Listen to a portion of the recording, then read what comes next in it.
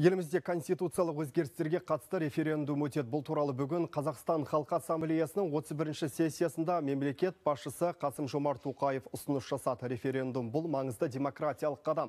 Бірақ ол елде соңғы рет 1995 жылы өтіп, қазіргі ата заң қабылданған.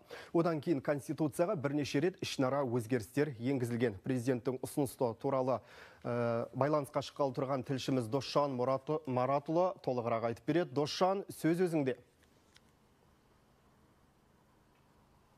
Қайырлы күн, Қонысбек. Қазақстан Халқы Ассамблеясының кезекті сессиясы жаңа ғана аяқталды.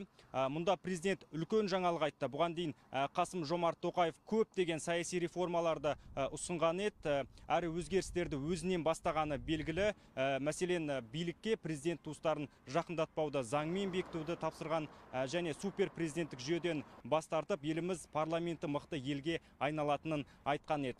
Қазір осы өзгерістерді конституцияға енгізу үшін ауқымды жұмыстар жүріп жатыр. Әрі оны тек парламент бекіте салмайды, жалпы халықтық референдум өтіп, конституцияға өзгерістер енгізуге әрбір азамат атсалысады. Яғни жаңа Қазақстанды құруда ешкім шет қалмайды. Қазір менің жанымда Қазақстан парламенті мәжілісінің депутаты Айдос Сарым мырза тұр. Толығырақ сұрап білейік. Саламатсыздар ма? Айдос мырза, жалпы халықтық референдум өткізудің маңызы қандай? Енді өздеріңіз жақсы білесіздер, осы бүгінгі ата заңымыз 95 жылы жалпы ұлттық референдумда қабылданған болатын. Содан бері Қазақстанда 25 жыл бойы ешқандай референдум өтіп көрмепті.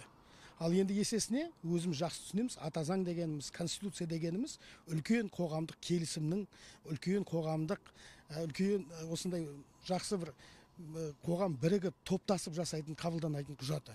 Өзіңіз білесіз, осы кезге дейін 4 рет конституцияға өзгеріс енгізді. Ол тек қана парламенттің аясында ғана жүрген дүние. Ол әрине заңды бұзған жоқ, бірақ қоғамның ішінде неше түрлі күдік сейілтті, алып қашпа әңгімелерге мұрындық болды, басқа дегендей. Ал енді мінекей біз бірінші республикамыз 95 жылы конституциядан басталды. Ол референдум арқылы іске асты дейтін болсақ, екінші республиканың да осындай үлкен референдум арқылы өтіп, сол арқылы халық мақұлдап, оны қазір мысалы үшін бүкіл аймақтарға шығамыз, түсіндіреміз, басқа жұмыстар болады. Сол үлкен келісіп пішкен тон дәрежесінде болатын. Ұлттың барлығы кірісіп, қатысып, мінекей өзіміздің тағдырымызды өзіміз шештік, өзіміз айқындадық деп, ертең ауыз толтырып айта алатындай біріншіден. Ал екіншіден үлкен шегендеу. Қанша өзгерістер болады, басқа болады. Бұл тек қана бір мемлекет басшысының ғана, немесе белгілі бір партияның ғана ұстанымы емес. Бүкіл халық мойындаған, халықтың көпшілігі мойындаған деп айту үшін де үлкен маңызды дүние деп есептеймін. Ал референдум өткізудің тәртібі қандай? Енді референдум өткізудің тәртібі, енді Қазақстанда референдум туралы заң бойынша өздеріңіз жақсы білесіз, Конституциялық кеңес ертең осы ұсынған заң жобасын я мақұлдайды, я оның ішіндегі қайшылықтарын айтады. Егер ешқандай қайшылық болмаса, онда президент өзінің ұстанымымен, өзінің жарлығымен белгілі бір күнді белгілеп, нақты айтады. Мінекей, осы конституциялық жобаны талқылауға осыншама уақыт беріледі. 1 айдан 3 айға дейін деген заңның ішінде мүмкіндік бар. Осының ішінде бүкіл талқылау жұмыстары елді мекендерде, аймақтарда талқылағаннан кейін сол референдумға шығып, орталық сайлау комиссиясының тәртібімен жұрт дауыс береді.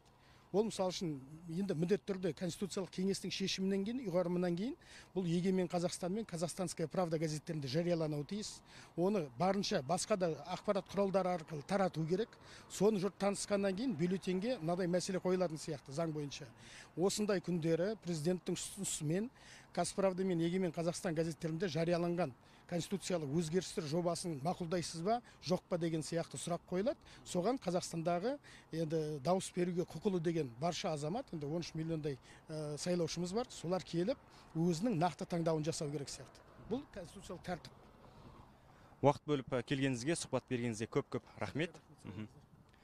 Сондай-ақ Қазақстан Халқы Ассамблеясының сессиясында Қасым-Жомарт Тоқаев қазіргі геосаяси ахуалға да тоқталды. Қазір елімізге іштен, сырттан төнген қауіп көп, әсіресе арандатушылар тарапынан. Сондықтан Қазақстан Халқы Ассамблеясына осы тұста артылған жүк ауыр.